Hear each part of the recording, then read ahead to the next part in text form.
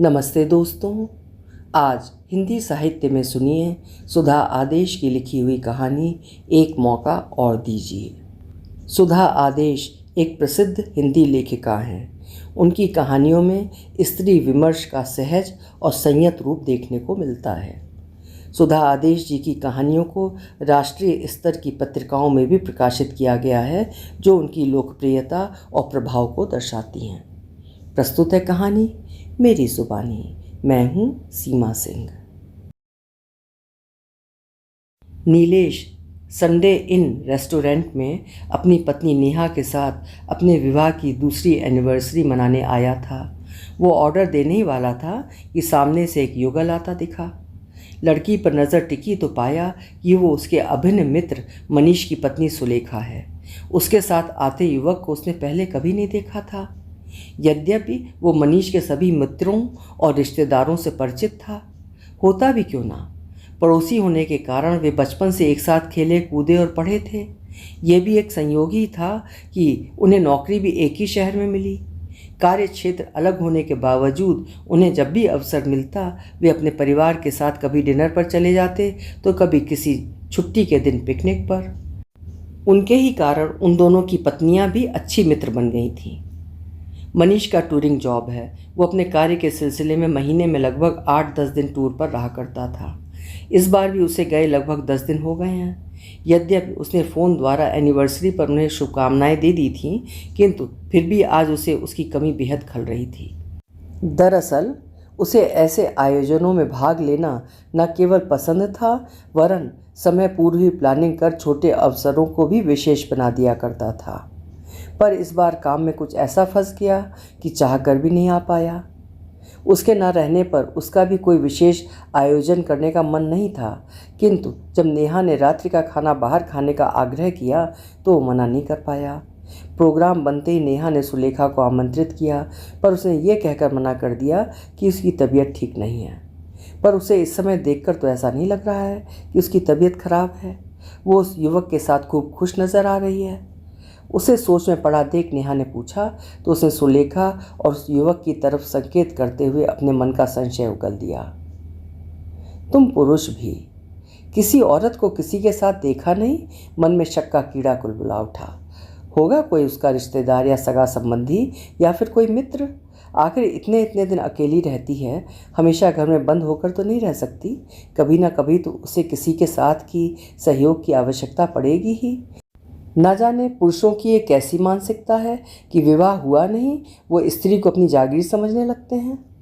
उसने प्रतिरोध करते हुए कहा, ऐसी बात नहीं है नेहा, तुम ही तो कह रही थी कि जब तुमने उसे डिनर का निमंत्रण दिया तब उसने कह दिया कि उसकी तबीयत ठीक नहीं है और अब वो इसके साथ यहाँ। बस यही बात मन में संदेह पैदा कर रही है। तुमने देखा नहीं वो कैसे उसके हाथ में हाथ डालकर अंदर आई है और उससे हंस हंस कर बातें कर रही है। मन का संदेह चेहरे पर झलक ही आया।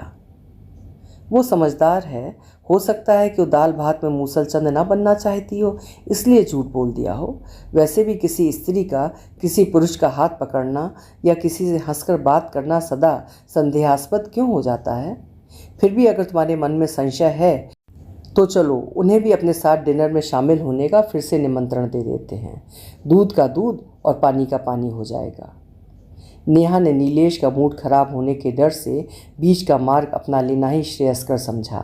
यद्यपि वो नीलेश के दृष्टिकोण से संतुष्ट नहीं हो पा रही थी, जिसके कारण उसके स्वर में भी झुंझलाहट आ गई थी। हाँ, यही ठीक रहेगा। किसी के अंदरूनी मामले में दखल न देने के अपने सिद्धांत के विपरीत नीलेश नेहा की बात से सहमत हो गया। दरअसल वो उस उलझन से मुक्ति पाना चाहता था जो उसके मन मस्तिष्क को मथ रही थी। वैसे भी सुलेखा कोई गैर नहीं, उसके अभिन्न मित्र की पत्नी है। वे दोनों उठकर उनके पास गए। उन्हें इस तरह अपने सामने पाकर सुलेखा चौंक गई, मानो वो समझ नहीं पा रही हो कि क्या कहे। दरअसल हम लोग यहाँ डिनर के लिए आए हैं। वैसे मैंने तुमसे सुबह कहा भी था, पर उस समय तुमने कह दिया कि तबीयत ठीक नहीं है। पर अब जब तुम यहाँ आ ही गई हो तो हम चाहेंगे तो हमारे साथ ही डिनर लो, हमें बेहद प्रसन्नता होगी। नेहा उसे अपनी ओर आश्चर्य से देखते हुए देखकर भी सहजता से बोली, पर उसने झिझकते हुए कुछ कहना चाहा, परवर कुछ नहीं सुलेखा जी, मनीष नहीं है तो क्या हुआ, आपको हमें कंपनी देनी ही होगी। आप भी चलिए मिस्टर, आप शायद सुलेखा जी के मित्र हैं। नीलेश ने उस अजनबी की ओर देखते हुए कहा। ये मेरा ममेरा भाई सुजय है, एकाएक सुलेखा बोली। Very glad to meet you Sujay, मैं नीलेश, मनीष का लंगोटिया यार। पर भाभी आपने कभी इनके बारे में नहीं बताया। कहते हुए नीलेश ने गर्मजोशी से हाथ मिलाया। ये अभी कुछ ही दिन पूर्व यहाँ आए हैं, सुलेखा ने बताया। ओह, तभी हम अभी तक नहीं मिले हैं, पर कोई बात नहीं, अब तो अक्सर ही मुलाकात होती रहेंगी, नीलेश ने कहा।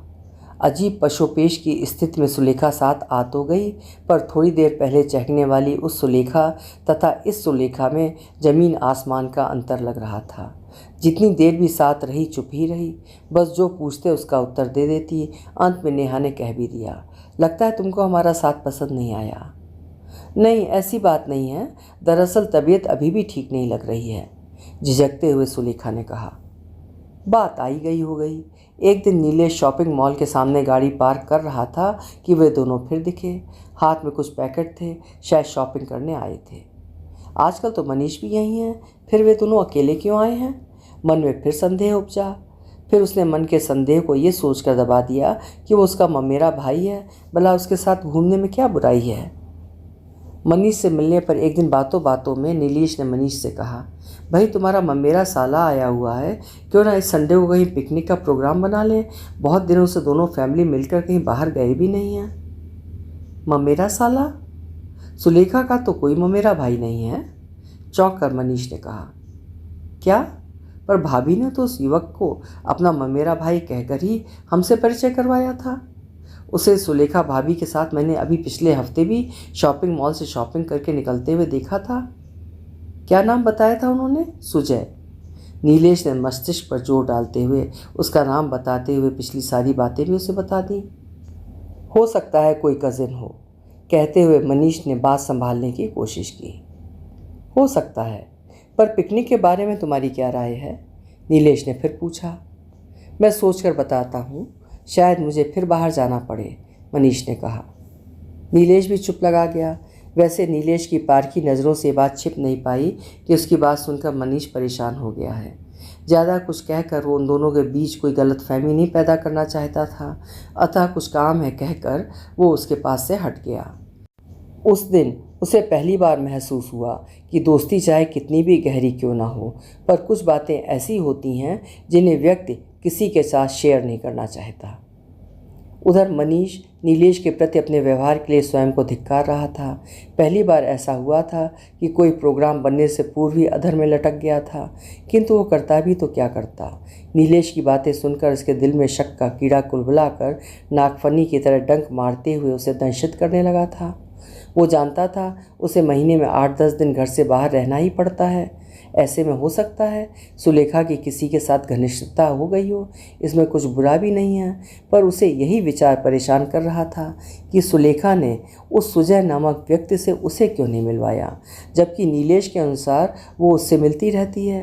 और तो और उसने उसका नीलेश से अपना ममेरा भाई बताकर परिचय भी करवाया, जबकि उसकी जानकारी में उसका कोई ममेरा भाई है ही नहीं। उसे समझ में नहीं आ रहा था कि वो क्या करे। सिर्फ अनुमान के आधार पर तो किसी पर दोषारोपण करना उचित भी तो नहीं है। एक दिन जब सुलेखा बाथरूम में थी तो वो उसका सेलफोन सर्च करने लगा। एक नंबर उसे संशय में डालने लगा, क्योंकि उसे बार बार डायल किया गया था। उसे सुश नाम से सेव किया गया था। उसकी जानकारी में सुश नाम की उसकी कोई दोस्त नहीं है। फिर उससे वो बार बार बातें क्यों किया करती है, और अगर उसकी दोस्त है तो उसने उसे बताया क्यों नहीं। उसने सोचा, यह तो कोई बात नहीं कि हर बात वो तुम्हें बताए या अपने हर मित्र से तुम्हें मिलवाए। अंतर्मन ने उसे टोका। पर जीवन में पारदर्शिता होना सफल वैवाहिक जीवन का मूल मंत्र है। वो तुम्हारा हर तरह से ख्याल तो रखती है, फिर मन में शंका क्यों? शायद जिसे हम हद से ज़्यादा प्यार करते हैं उसे खो देने का विचार ही मन में असुरक्षा पैदा कर देता है।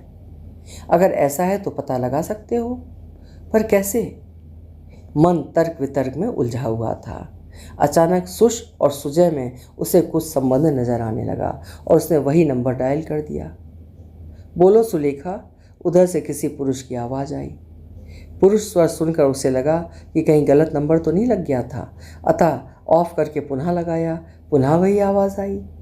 बोलो सुलेखा, पहले फ़ोन क्यों काट दिया? कुछ गड़बड़ है क्या? उसे लगा नीलेश ठीक ही कह रहा है, सुलेखा उससे कुछ छिपा रही है। पर क्यों? कहीं सच में तो उसके पीछे उन दोनों में?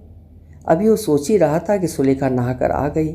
उसके हाथ में अपना फ़ोन देखकर बोली, कितनी बार कहा है कि मेरा मोबाइल मत छुआ करो। मेरे मोबाइल से कुछ नंबर डिलीट हो गए थे, उन्हीं को तुम्हारे मोबाइल से अपने मोबाइल में फीड कर रहा था। न जाने कैसे शब्द उसकी जुबान से फिसल गए। अपनी बात को सिद्ध करने के लिए वो ऐसा ही करने लगा जैसा उसने कहा था। इसी बीच उसने 2 आउटगोइंग कॉल जो उसने सुश को की थी भी डिलीट कर दी, जिससे अगर वो सर्च करे तो उसे पता न चले। अब उसका संदेह बढ़ गया था, पर जब तक सच्चाई की तह में नहीं पहुंच जाए तब तक वो उससे कुछ भी कहकर संबंधों में तनाव नहीं पैदा करना चाहता था। पर उसकी पत्नी का किसी के साथ गलत संबंध है तथा वो उससे चोरी छिपे मिला करती है, ये बात भी वो सह नहीं पा रहा था। न जाने उसे ऐसा क्यों लगने लगा कि वो नामर्द तो नहीं, तभी उसकी पत्नी को उसके अलावा भी किसी अन्य के साथ की आवश्यकता पड़ने लगी है। तुम इतने दिन बाहर टूर पर रहते हो, अपने एकाकीपन को भरने के लिए वो किसी के साथ की चाहना करने लगे तो इसमें क्या बुराई है? अंतर्मन ने पुनः टोका। बुराई संबंध बनाने में नहीं वरन छिपाने में है। अगर संबंध पाक साफ है तो छिपाना क्यों और किस लिए? शायद इसलिए कि शायद तुम ऐसे संबंध को स्वीकार न कर पाओ, सदा संदेह से देखते रहो। क्या मैं तुम्हें ऐसा लगता हूँ नए जमाने का हूँ? स्वस्थ दोस्ती में कोई बुराई नहीं है। सब कहने की बात है। अगर ऐसा होता तो तुम इतने परेशान ना होते। सीधे सीधे उससे पूछ क्यों नहीं लेते? पूछने पर मन का शक सच निकल गया तो सह नहीं पाऊंगा, और कहीं अगर गलत निकला तो क्या मैं उसकी नज़रों में गिर नहीं जाऊंगा? जल्दबाजी क्यों करते हो सकता है समय के साथ कोई रास्ता निकल ही आए। हाँ, यही ठीक रहेगा। इस सोच ने तर्क वितर्क में डूबे मन को ढाढ़स बंधाया। उनके विवाह को 10 महीने हो चले थे। वो अपने पीएफ में उसे नॉमिनी बनाना चाहता था। उसके लिए सारी फॉर्मेलिटी पूरी कर ली थी, बस सुलेखा के साइन करवाने बाकी थे। एक LIC भी खुलवाने वाला था, पर इस एपिसोड ने उसे बुरी तरह हिलाकर रख दिया था। अब उसने सोच समझकर कदम उठाने का फैसला कर लिया। यद्यपि सुलेखा पहले की तरह सहज सरल थी, पर मनीष के मन में पिछली घटनाओं के कारण हलचल मची हुई थी। एक बार सोचा कि किसी प्राइवेट डिटेक्टिव को अपॉइंट कर सुलेखा की जासूसी करवाए, जिससे पता चल सके कि वो कहाँ, कब और किससे मिलती है। पर जितना वो इसके बारे में सोचता, बार बार उसे यही लगता कि ऐसा करके वो अपनी निजी ज़िंदगी को सार्वजनिक कर देगा। लेकिन ऐसी संदेहास्पद ज़िंदगी कोई कब तक बिता सकता है? अतः पता तो लगाना ही पड़ेगा, पर कैसे, वो समझ नहीं पा रहा था। हफ्ते भर में ही वह ऐसा लगने लगा कि न जाने कितने दिनों से बीमार है। सुलेखा पूछती तो कह देता कि काम की अधिकता के कारण तबीयत ढीली हो रही है। वैसे भी सुलेखा का उसकी चिंता करना अब उसे दिखावा लगने लगा था। आखिर जो स्त्री उससे छिपकर अपने मित्र से मिलती रही है, वो भला उसके लिए चिंता क्यों करेगी? उस दिन मन बेहद अशांत था। उसने ऑफिस से छुट्टी ले ली थी। सुलेखा ने पूछा तो कह दिया, अच्छा नहीं लग रहा है, अतः छुट्टी ले ली है। डॉक्टर को दिखाने की बात कही तो टाल गया। आखिर बीमारी मन की थी, तन की नहीं। डॉक्टर भी भला क्या कर पाएगा? रात का खाना भी नहीं खाया। सुलेखा के पूछने पर कह दिया कि बस 1 गिलास दूध दे दो, खाने का मन नहीं है। सुलेखा दूध लेने चली गई। जब वो दूध लेकर आ रही थी तो उसके कदमों की आहट सुनकर उसे न जाने क्या सूझा कि अचानक उसने अपनी छाती को कसकर दबा लिया तथा दर्द से कराहने लगा। उसे दर्द से तड़पता देखकर उसने दूध साइड टेबल पर रखा और उसके पास क्या हुआ कहती हुई आई। उसके आते ही उसने हाथ पैर ढीले छोड़ दिए तथा सांस रोककर ऐसे लेट गया मानो जान निकल गई हो। वो बचपन से प्राणायाम करता रहा था, अतः 5 मिनट तक सांस रोककर रखना उसके बाएं हाथ का खेल था। सुलेखा ने उसके शांत पड़े शरीर को छुआ, थोड़ा झकझोरा। कोई हरकत ना पाकर बोली, लगता है ये तो मर गए, अब क्या करूं, किसे बुलाऊं? मनीष को उसकी चिंता भली लगी। अभी वो अपने नाटक का अंत करने की सोच ही रहा था कि सुलेखा की आवाज़ आई, सुजय, हमारे बीच का कांटा स्वयं ही दूर हो गया। विश्वास नहीं हो रहा है ना? अभी अभी हार्ट अटैक से मनीष मर गया है। अब हमें विवाह करने से कोई नहीं रोक पाएगा। मम्मा पापा के कहने से मैंने मनीष से विवाह तो कर लिया, किंतु फिर भी तुम्हारे प्रति अपना लगाव कम नहीं कर सकी। अब इस घटना के पश्चात तो उन्हें भी कोई ऐतराज़ नहीं होगा। नहीं नहीं, तुम्हें आने की कोई आवश्यकता नहीं है। बेवजह बातें होंगी। मैं नीलेश भाई साहब को इस बात की सूचना देती हूँ, वो आकर सब संभाल लेंगे। अब कुछ दिनों का शौक तो मुझे मनाना ही होगा, तब तक तुम्हें सब्र करना होगा। उसके स्वर से खुशी झलक रही थी। पहले दूध पी लूँ, फिर पता नहीं कितने घंटों तक कुछ खाने को ना मिले। बड़बड़ाते हुए उसने दूध का गिलास उठाया, फ़ोन ऑफ कर पास पड़ी कुर्सी पर बैठकर पीने लगी। मनीष सांस रोके सब सुनता और कुड़ता रहा। दूध पीकर वो उठी और बड़बड़ाते हुए बोली, अब नीलेश को फ़ोन कर ही देना चाहिए। उसे फ़ोन मिला ही रही थी कि मनीष उठकर बैठ गया। तुम जिंदा हो? उसे बैठा देखकर अचानक सुलेखा के मुंह से निकला। तो क्या तुमने मुझे मरा समझ लिया था? पर उसने हकलाते हुए बमुश्किल कहा, मेरे शरीर में हलचल नहीं थी, पर दिल तो धड़क रहा था। पर शायद खुशी के अतिरेक में तुम्हें नब्ज़ देखने या धड़कन सुनने का भी ध्यान नहीं रहा। तुमने ऐसा क्यों किया सुलेखा? जब तुम किसी और से प्यार करती थीं तो मेरे साथ विवाह क्यों किया? तो क्या तुमने सब सुन लिया? कहते हुए कटी पतंग की तरह धम्म से बैठ गई। हाँ, तुम्हारी सच्चाई जानने के लिए मुझे ये नाटक करना पड़ा। अगर तुम उसके साथ रहना चाहती थीं तो मुझसे एक बार कहा होता, मैं तुम दोनों को मिला देता। पर छिप छिप कर उससे मिलना क्या बेवफाई नहीं है? 10 महीने मेरे साथ एक ही कमरे में मेरी पत्नी बनकर गुजारने के बावजूद आज अगर तुम मेरी नहीं हो सकी तो क्या गारंटी है कल तुम उससे भी मुंह नहीं मोड़ लोगी, या वही तुम्हें वही मान सम्मान दे पाएगा जो वह अपनी प्रथम परिणीता पत्नी को देता। ज़िंदगी एक समझौता है, सबको सब कुछ नहीं मिल जाता। कभी कभी हमें अपनों के लिए समझौते करने पड़ते हैं। फिर जब तुमने अपने माता पिता के लिए समझौता करते हुए मुझसे विवाह किया तो उस पर अडिग क्यों नहीं रह पाई?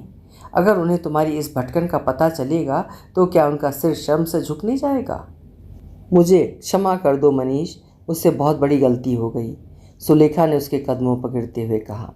अगर तुम इस संबंध को सच्चे दिल से निभाना चाहती हो तो मैं भी सब कुछ भूलकर आगे बढ़ने को तैयार हूँ। अगर नहीं तो तुम स्वतंत्र हो। तलाक के पेपर तैयार करवा लेना, मैं बेहिचक हस्ताक्षर कर दूंगा, पर इस तरह बेवफाई कभी नहीं सहन कर पाऊंगा। उसी समय सुलेखा का सेल फोन खनखना उठा। सुजय, आइंदा से तुम मुझे फ़ोन ना करना और ना ही मिलने का प्रयत्न करना। मेरे वैवाहिक जीवन में दरार डालने की कोशिश अब मैं सहन नहीं करूँगी।